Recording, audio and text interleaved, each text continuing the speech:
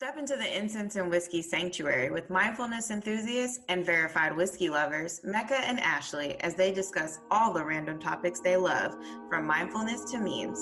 This is Ashley. And this is Mecca.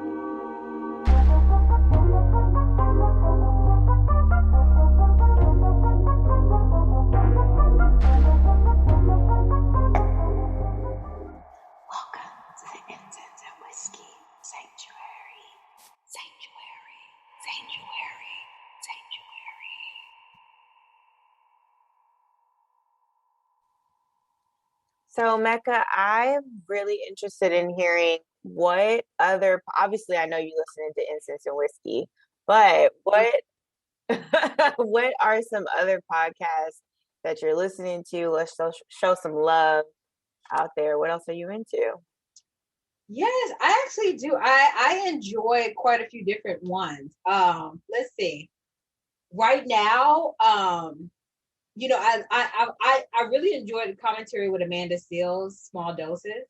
Oh yeah, Small Doses. I enjoyed Small Doses. I'll kind of get into why for each one, but I'll kind of go through my list. But I love Small Doses. Angela Rye has a new one.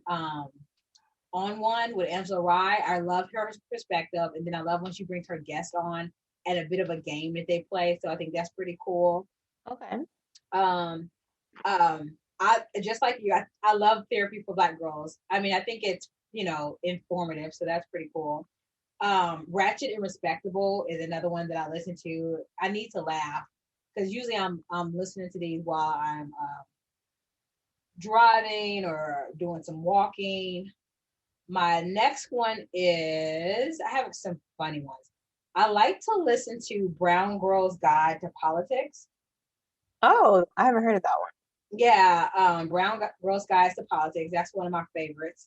It keeps you, it's like skim in politics for just the things that you kind of want to know, issues, everybody's perspective. So that one's pretty cool. Okay. I love to do a good affirmation. So I'll listen to Bossy Bruja prayers for that, and then also Operation Manifest podcast. So both of those are like quick, like affirmation prayers, chanting kind of pieces on there. Oh, and those are really cool. And I also listen to, I know this is so many, but these are kind of like people also like listen to on other things too. Ancient Wisdom Today with Shaman Durek, and I still listen to some of the Oprah Super Soul. Those are pretty cool. Yeah, Super Soul definitely is a good go-to. Yeah. It's a new person I started listening to over quarantine. Her it's A Piece of Cake, the podcast. Is by it's the girl out of LA. She's a fitness instructor, but she also emphasizes, it's kind of like booty and soul. She does a lot of lower body workout, but she's heavy into like meditation and really, really taking care of your insides as well. She has like a heart pacer. I think that's what it is. So her workouts are very specific. They're not like CrossFit or anything. It's just the right amount of heart pumping exercises, but then very specific to your bottom, because her workouts are like Katie Bake Shop. And so she calls her booty, all the booty exercise cakes. So it's all around a bakery kind of thing. I like the theme. Yeah, it's very themed. And then when I need a good laugh about dating, I'll do the Dating Den, or I'll do Nikki Novo Final Swipe. Okay, that's so many I just named off. I'm sure there's some good ones though. Yeah, those are ones that I kind of like. I kind of keep in rotation, and it doesn't matter how old they are. I don't ever feel like I need to be like at the current. Oh yeah, like the most recent episode. Yeah, right. That makes sense.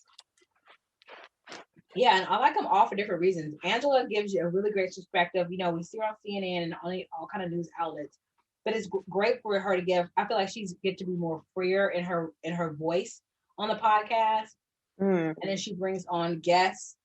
And you get to kind of, it could be a well-known guest, it could be a not well-known guest, but you kind of hear, just kind of like us, you hear a personal conversation. People have to say that they feel like they're sitting in on a three-way conversation with us sometimes. So that one is good. I like Ratchet and Respectable because I mean, it's kind of funny. She is like got a dry humor to me. So I like to kiki with that one a lot. Amanda Seals. You get her. You get her a beautiful voice when she's singing. I love the outtakes. I love to hear her perspective, regardless if I agree or not agree. It's always an interesting perspective, and it's funny. She brings a very funny, palatable, deliverable message. She has fun guests. So, and if you look at any of her stories on Instagram, you might feel like you've already, listened to one of her podcasts. So yeah, those are okay. So Brown Girls in Politics. It's funny because their recent or last couple of episodes, they have kind of got on there and was just like, hey, we get a lot of great feedback. We love our Apple comments, but lately they've been getting a lot of like hate comments and very disrespectful comments, kind of like, who are you to have this opinion? Who are you to like take up any space?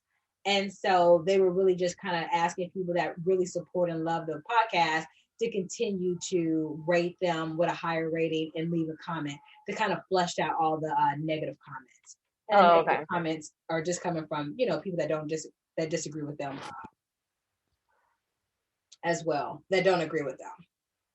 Oh, Still Processing. I forgot about that one. I like Still Processing is one of my all-time faves. It's funny. I feel like I've been talking, but yes, chime in, Ashley. I know you have a list, but that's my podcast love. I love to listen to. For me, it's all about how you sound, your voice, the message. Is it interesting enough to keep me? Can I listen to it in a car ride? Can I listen to it while I'm walking? I find myself keying it up. So there's quite a few different little tick marks I gotta have for a really great podcast, and those are things that needed for me. Yeah.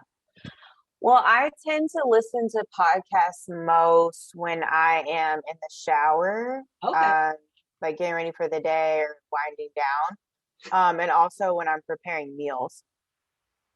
I like to listen to a podcast while I'm cooking something or prepping something for dinner or some other meal.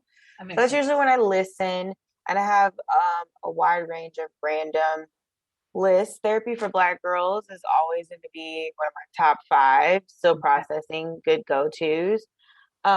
Lately, I've been listening to a couple of new ones. One of them is Holding Court with Ebony K. Williams. Oh, okay.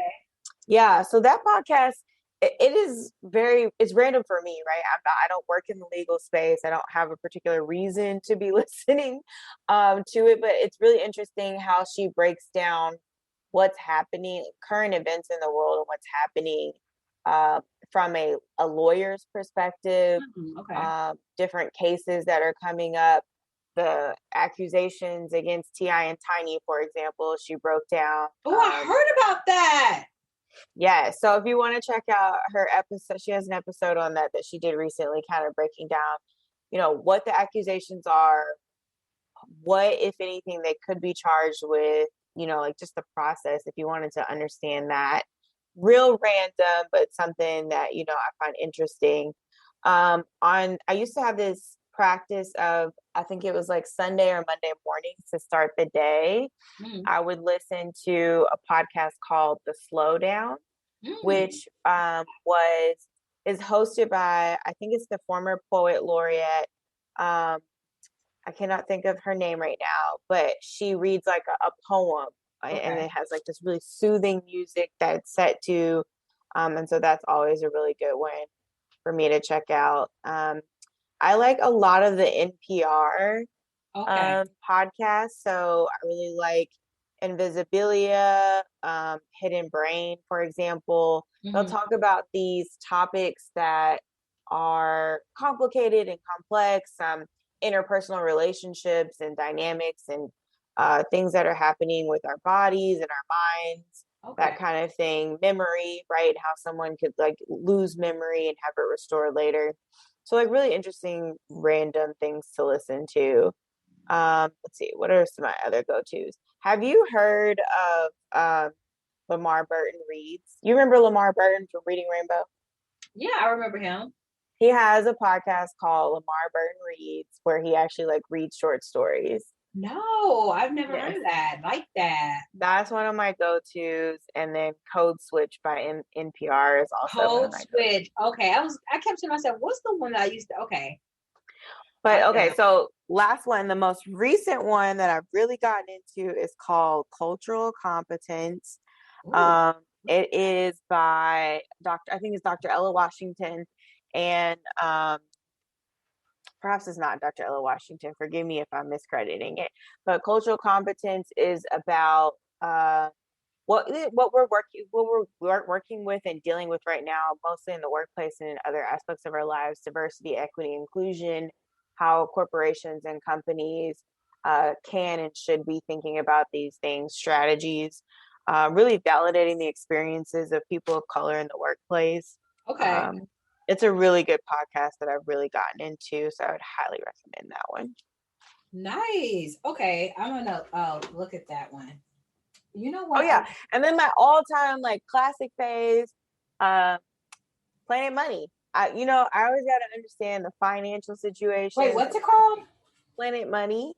Planet Money. Okay. Yeah, they break down a variety of topics based around money and finance, and that is also one of my go-tos.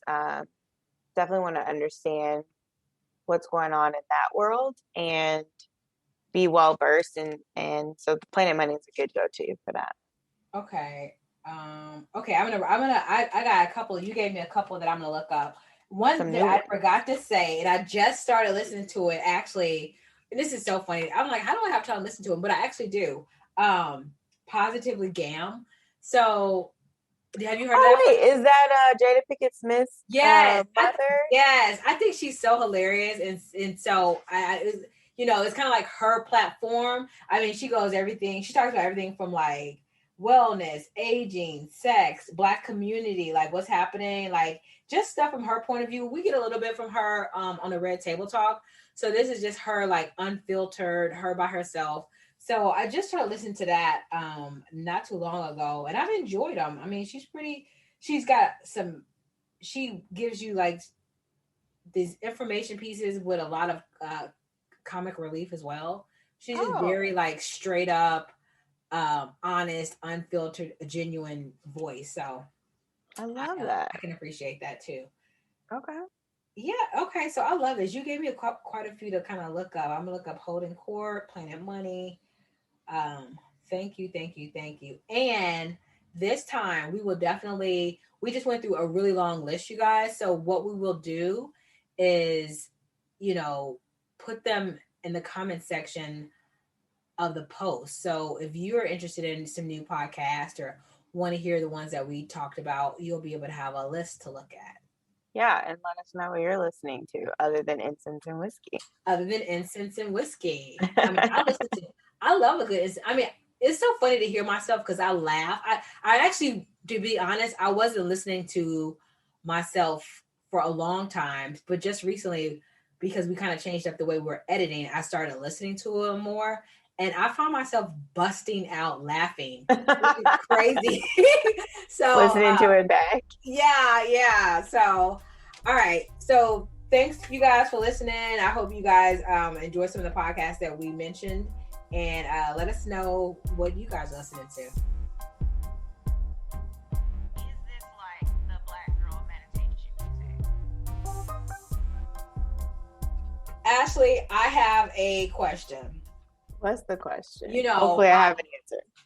I hope you do, because lately I have noticed that, I was off social media for a very long time, and then I got back on, and I've seen these like this trend of like people stating a fact, like some type of like fact that has happened or a fact about them. And then they say, and I put that on a nursery rhyme. They've been putting it on a nursery rhyme. Like, my name is Mecca, and I put that on Mary Got a Little Lamb. And I'm like, what?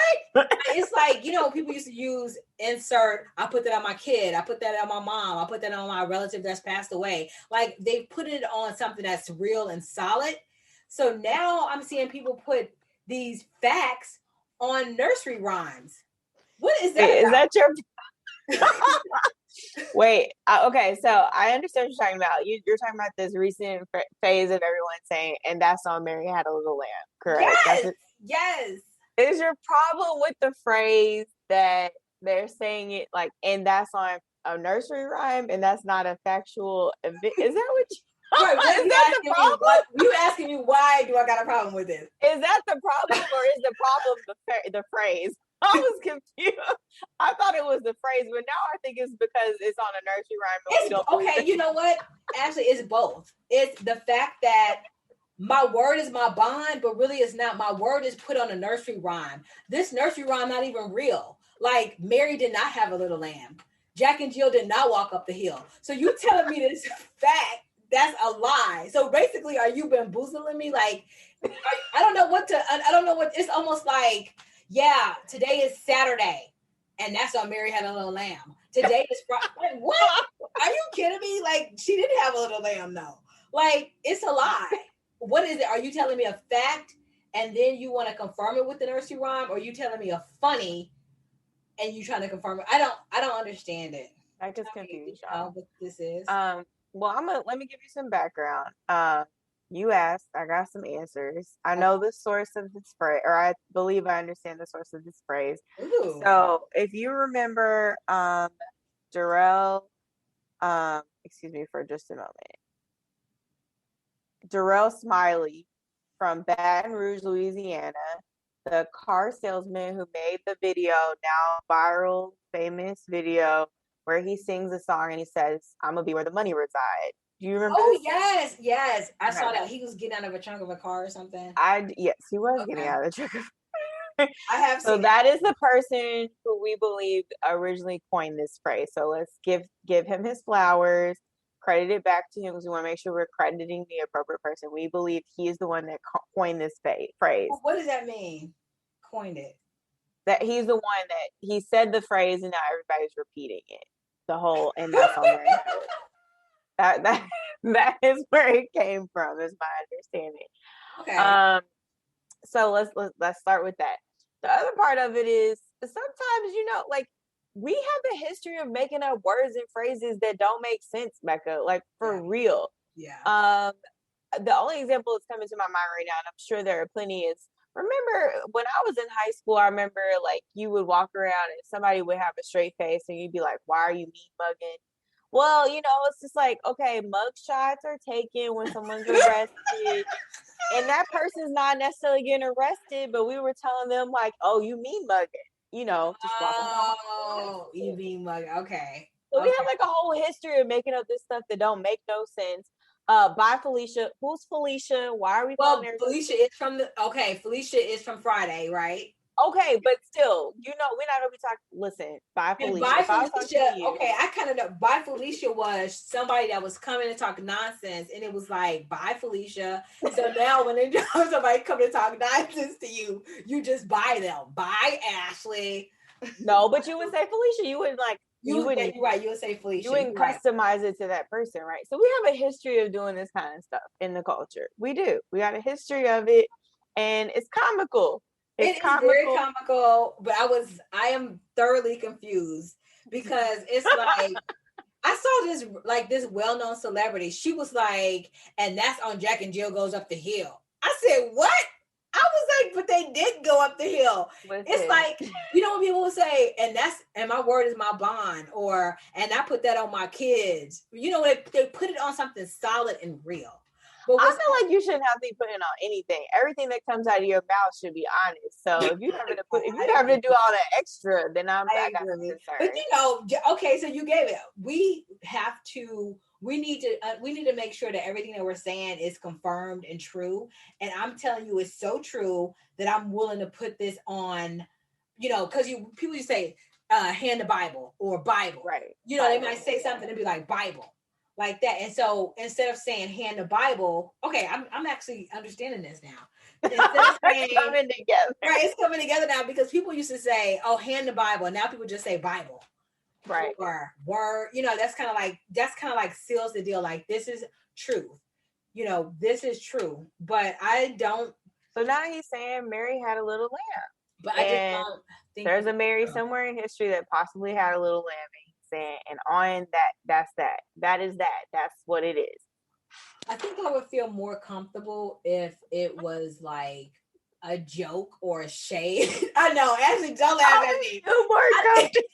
I think I would feel more comfortable if it was like a joke or shade, and you'd be like, so if I said, oh, you don't eat mac and cheese, like, okay, you always eat mac and cheese, and that's how Mary had a little lamb, like, because I gave you a shade that's not really true, but I put it on a nursery rhyme. I think that complicates it. I know, I'm overthinking it. You're absolutely right. I'm overthinking it. That just made me think about when I was in graduate school and everybody was running around talking about Jesus take the wheel.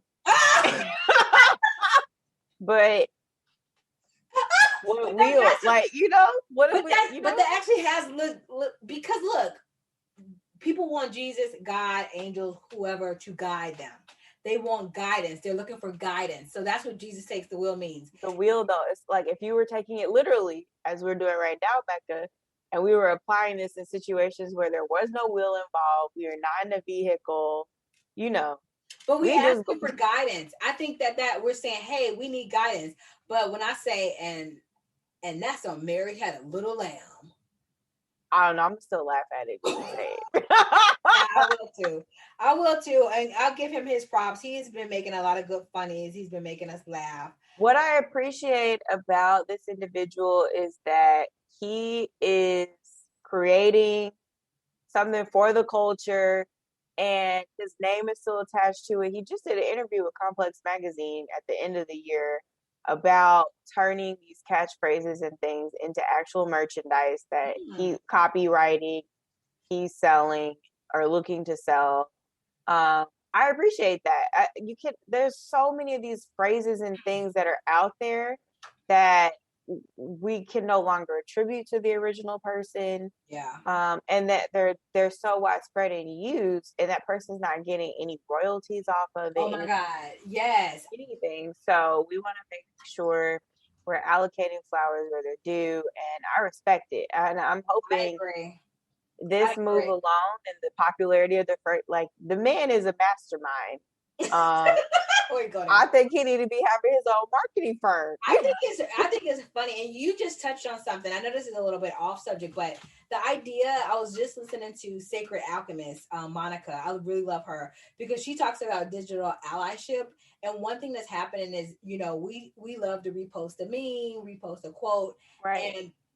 And a lot of times people are not given their due credit, and it became one of those things that a lot of people of color were not getting credit either for artwork was just being taken, music was just being taken, sayings were just being taken and appropriated by other cultures and not given the appropriate credit. So I think it's very important that we give credit to any artist, any person that's come up with something that's being like nationally widely used. So yeah, or that you're sharing for sure. But would you put something on Mary Hamilton? Yeah. I don't know. I'm gonna try it much. Yeah, I want to see it at the dinner table, and we all talking, and then somebody says, and I put that on Snow White and the Little Dwarfs. Oh no, not Snow White and the Seven Dwarfs. Yeah, like I can't even remember.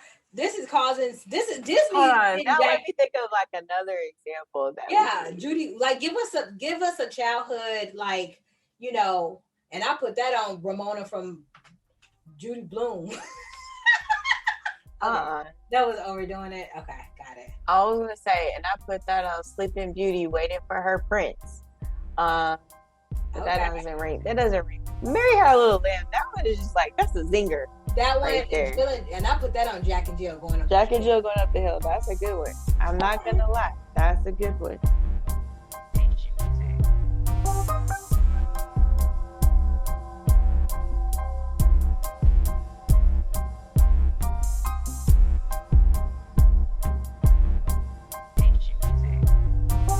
Catch us next time on Incense and Whiskey. In the meantime, take a breath, have a sip,